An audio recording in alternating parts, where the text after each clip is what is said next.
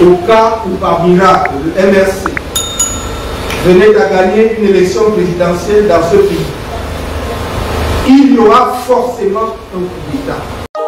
Ce vendredi 10 mai 2024, pendant que le football, qui n'est qu'un jeu, cristallisait les attentions des honnêtes et paisibles citoyens camerounais, se tenait au siège du Mouvement pour la Renaissance du Cameroun une conférence de presse donnée par le professeur et principal opposant Maurice Kamto.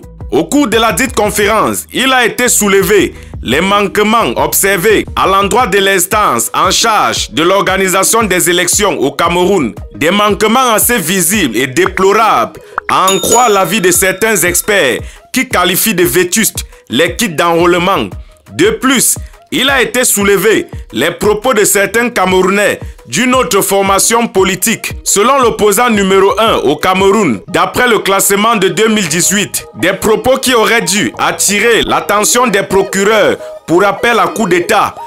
Notons qu'en l'état actuel des choses, le MRC ne jouit d'aucun élu, mais ne semble pas voir hégémonie selon ses dirigeants. Ses actions sont perceptibles sur le terrain, notamment par l'incitation volontaire des citoyens en vue des échéances électorales futures, notamment l'élection présidentielle, qu'il soupçonne l'instance organisatrice, en complicité avec le parti dominant, de vouloir biaiser à l'avance. Et pour cela, il lance une alerte forte. En clair, le MRC se dit déterminé à se rassurer que tout se passe dans la transparence et l'équité. Il n'acceptera aucun dérapage de quelque nature que ce soit.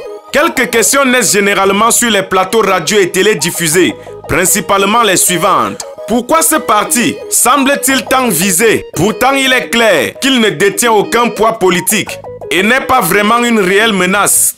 Une autre, pourquoi la simple prononciation du mot MRC semble souvent mettre des gens en alerte?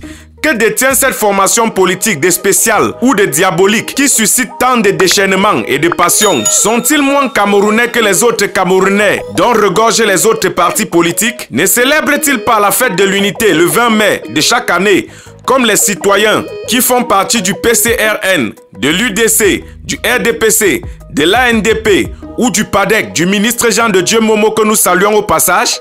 À la veille de la célébration de la fête de l'unité nationale, les Camerounais seraient heureux de voir à la réception au Palais de l'Unité une image réunissant le président Paul Biya, le professeur Maurice Kamto, les honorables Cabral Libi, Joshua aussi, ainsi qu'Espoir Matomba, Bello Bouba Maïgari et plein d'autres, en pleine discussion dans des réjouissances. Une chose est certaine, les idées sont différentes, les hommes sont différents, mais le fond est le même, à savoir le bien-être du Cameroun. Nous adressons à travers cet élément une pensée pieuse pour tous les Camerounais décédés dans les différentes familles qui étaient des êtres chers, des frères, sœurs, pères, mères. Vous qui êtes éprouvés en ce moment, l'ensemble des Camerounais en ce mois de l'unité s'unissent pour vous envoyer des ondes positives.